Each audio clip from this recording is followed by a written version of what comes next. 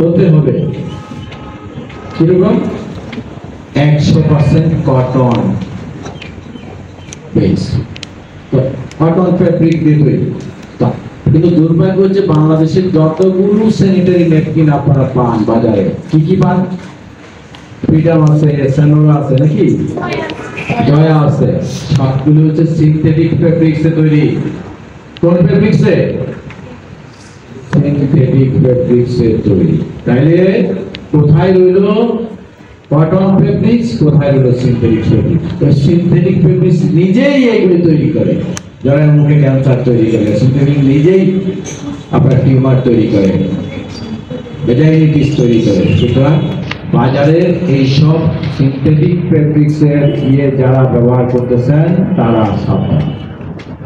বাংলাদেশে আমাদের কোম্পানি ব্যতীত ইন্ডিয়ার একটি কোম্পানি শুধু এই 100% কটন ফেব্রিক্স ইউজ করেছে, সেটার নাম হচ্ছে হুইস্পার। বুঝতে পারছি? তাহলে এখন আপনারা বলেন, এখন বাজারে যদি সস্তা, আচ্ছা ঘি, আপনারা বাজারে অনেকে তো ঘি কিনেন, তাই না? 800 টাকা কেজি পাওয়া যায়, পাওয়া যায় না? আবার 1000 টাকা, 1200, 1600, 2000, 2400 পর্যন্ত। এটা হচ্ছে যে ঘি কতটা খাঁটি, ঘি কতটা ভালো, এটার উপর ডিপেন্ড করবে। মধু একেবারে 300 টাকা কেজি পাবে, 200 দেয়।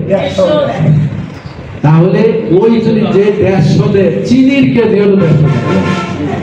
আপনি ভাবেন সে কি করে আপনি তার কাছে এটা আশা করবেন যে এই 150 টাকা এটা ভালো করবে? আপনি আমি বোকা বড়, সে তার জায়গায় ঠিক আছে,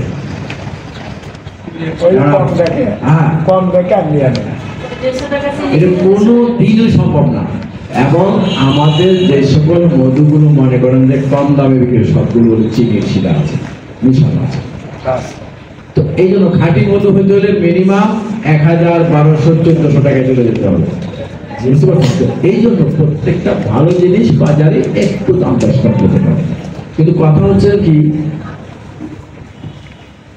যেই জায়গাটায় আমাদের মূল নির্মিত হবে, আজকে একদিকে আমরা নারীকে, আরেকদিকে দেখেন এই যে মডার্ন একটা করেছে 100% কটন ফেব্রিক্স। এটা কি?